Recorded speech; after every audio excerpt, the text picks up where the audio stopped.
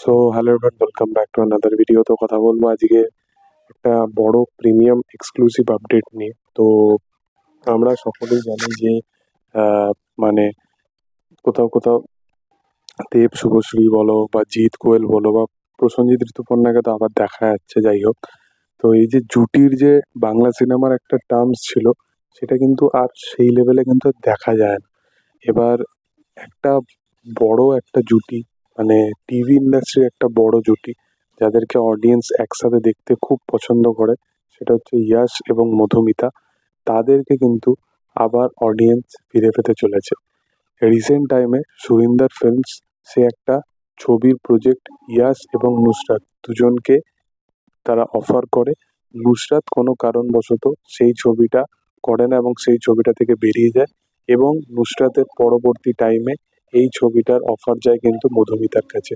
এবং যারা তাদের ফ্যান ছিল, ইয়াশ এবং মধুমিতার ফ্যান ছিল, তারা একসাথে তাদেরকে দেখতে পছন্দ করত, তাদের অডিয়েন্সের জন্য কিন্তু একটা বিশাল বড় একটা এটা পাওনা হবে।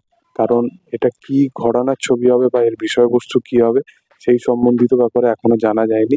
কিন্তু সুরিন্দর ফিল্মসের তরফ থেকে যেহেতু আসছে, তো আশা করবো যে এটা একটা কমার্শিয়াল ঘরানারই কাজ হোক।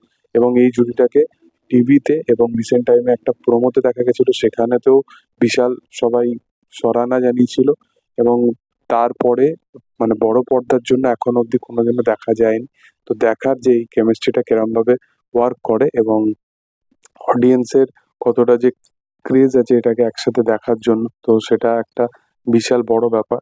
তো আমি তো বিশালভাবে হ্যাপি, কারণ প্রথমত হচ্ছে যে একটা আহ, বাংলা ইন্ডাস্ট্রির ক্ষেত্রে কি হয়, মানে এই যে আগে যেটা হয়ে গেছে সেই সেই ব্যাপারটা বা সেই বিষয়টা নিয়ে আমরা বরাবর বলতে থাকি, এবং এখন কি হতে পারে বা বা পরবর্তীকালে কি হবে সেই ব্যাপার নিয়ে কেউ কথা বলে না। এবং একটা মানে একটা নাম ধরেই আমরা সীমিত রয়ে গেছি, যেখানে দেব শুভশ্রী বলো বা জিৎ কোয়েল বলো সেই অবস্থাতেই সীমিত রয়ে গেছে, এবং তার পরবর্তী প্রজন্ম বলে কিছুই আসেনি এখনো।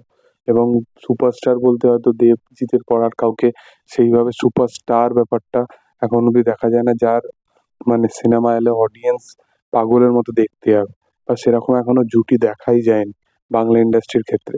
তো এই যে জুটিগুলো যেগুলো টিভি ইন্ডাস্ট্রিতে বা টিভির ছোট পর্দায় ভালো জনপ্রিয়তা পেয়েছে, তাদেরকে যদি বড় স্কেলে আনা যায়, তো সেখানে কিন্তু সেই ব্যাপারটা কিন্তু আরো লার্জার দ্যান লাইফ হতে পারে।